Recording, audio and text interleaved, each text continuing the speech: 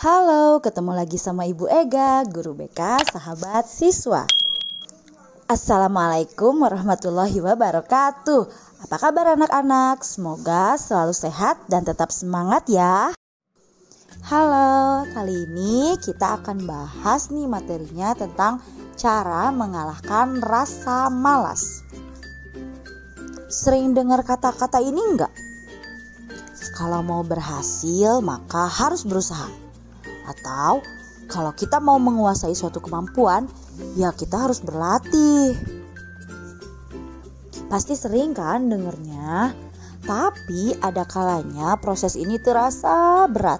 Jadinya kamu malas duluan deh. Nah, kalau ini rajin pangkal pandai, malas pangkal. Ayo, pangkal apa? Iya, semua orang juga tahu kalau kita rajin dalam hal apapun akan tiba masanya kita akan menjadi pandai. Namun, gak semua orang punya sifat rajin dalam dirinya. Ada kalanya rasa malas itu datang. Apa sih malas itu?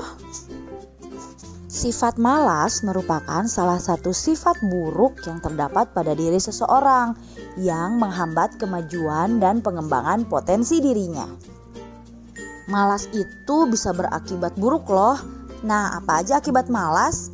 Yaitu yang pertama, segala pekerjaannya akan menumpuk karena suka menunda-nunda sehingga tidak ada pekerjaan yang dapat selesai dengan sempurna. Akibat yang kedua, menghilangkan atau seenggaknya dapat menghambat kemajuan dan potensi yang ada dalam dirinya karena keengganannya untuk berbuat. Akibat yang ketiga, sangat bergantung pada orang yang ada di sekitarnya sehingga sulit untuk dapat hidup mandiri. Tuh, yang malas suka bergantung sama orang lain. Nah, akibat yang keempat, kreativitasnya akan hilang seiring berjalannya waktu dan bertambahnya usia.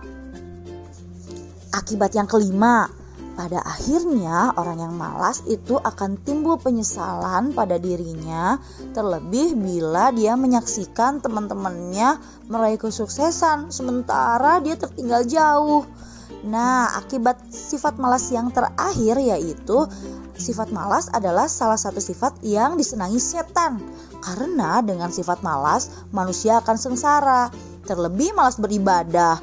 Sehingga setan dapat membisik-bisikkan kepadanya untuk melakukan perbuatan yang dilarang agama dan dapat terperosok pada keadaan untuk menghalalkan segala cara. Nah, gimana? Masih mau ngukut-ngukut rasa males? Nah, Ibu punya tips nih. Gimana caranya bisa menghilangkan rasa malas? Yang pertama, ubah persepsi kamu. Nah, ngubahnya dari kata harus menjadi mau. Nah, kalau kita mengubah kalimat itu, pikiran kita juga ikut berubah. Ketika malas itu datang, katakan, mau titik-titik dulu Misalnya gini, kalau misalnya kamu lagi malas nih, bilangnya jangan, aduh aku harus belajar. Jangan, tapi mau belajar dulu Kalau pakai kata mau, kamu merasa punya kendali atas pilihanmu. Kamu melakukannya bukan karena harus, tapi karena keinginanmu sendiri. Cara menghilangkan malas yang kedua adalah tidak menunda-nunda pekerjaan. Jika kamu harus mengerjakan PR atau kewajiban lainnya, yang susah itu adalah memulainya. Jadi jangan ditunda-tunda, segera lakukan, take action. A.A. Gim pernah bilang, mulai dari diri sendiri, mulai dari yang terkecil, dan mulai dari saat ini. Karena langkah yang paling berat adalah memulai. Kalau udah mulai, malas pasti hilang sendiri kok. Cara menghilangkan malas yang ketiga yaitu relakanlah hal yang gak bisa diubah. Satu penyakit orang-orang sekarang yang jauh dipikirin, yang deket gak dikerjain. Ketika kamu mengeluhkan sesuatu yang gak bisa kamu ubah, seperti masa lalu, situasi, dan orang lain, apa yang terjadi coba? Kamu jadi males kan?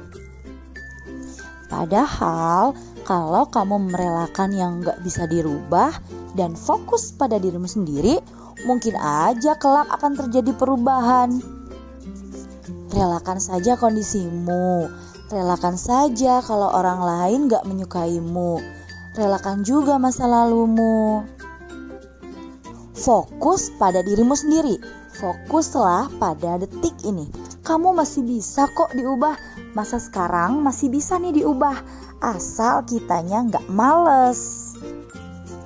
Nah, tips yang keempat nih untuk mengatasi rasa malas, yaitu bertingkahlah seolah-olah kamu sudah berhasil.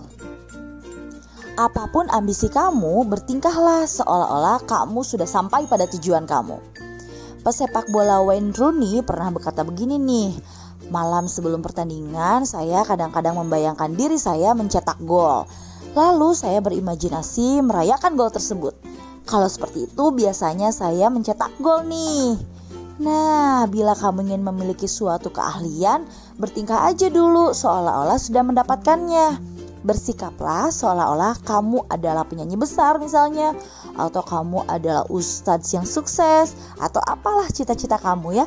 Bersikaplah seolah kamulah yang telah sukses meraih kemenangan. Bayangkan keberhasilan kamu. Tapi jangan lupa usaha juga ya, jangan hanya membayangkan tapi tidak take action. Nah, cara yang kelima yaitu melompat-lompat. Anthony Robbins berkata, emosi itu dibuat dari gerakan. Perubahan gerakan akan mengubah perasaanmu juga. Nah, menurut beliau, dalam bukunya Awaken the Giant Within, dia menuliskan cara dia mengubah rasa malas adalah melompat-lompat. Katanya, melompat-lompat sebentar aja efektif dalam mengusir malas. Coba berdiri dan melompat-lompatlah selama 20 detik. Melompatlah seolah ada yang mengirimin makanan gratis ke kamarmu. Nah, setelah melompat-lompat, jantung itu biasanya jadi deg-degan dan darah jadi terpompa. Mungkin agak sedikit berkeringat sih, tapi kamu seenggaknya akan tersenyum. Nah, ketika tubuhmu sudah berubah, pasti perasaanmu akan segera berubah juga. Cara terakhir untuk menghilangkan malas yaitu jauhkanlah handphone. Jauhkan HP dulu jika kita sedang mengerjakan tugas dari buku. Kecuali jika tugasnya memerlukan HP ya, it's okay. Namun jika tugasnya mengerjakan soal atau merangkum buku, lebih baik jauhkan dulu HP-nya deh. Karena kenapa? Karena seringkali kita tergoda untuk membuka sosial media atau main game yang dapat menghambat pekerjaan kamu. Nah, gimana? Masih mau males-malesan? Atau mau berubah nih jadi anak yang rajin? Ibu yakin kalian pasti menjadi anak-anak yang rajin dan sukses ya di masa depan. Sekian dulu ya materi kali ini. Terima kasih yang sudah menyimak. Wassalamualaikum warahmatullahi wabarakatuh.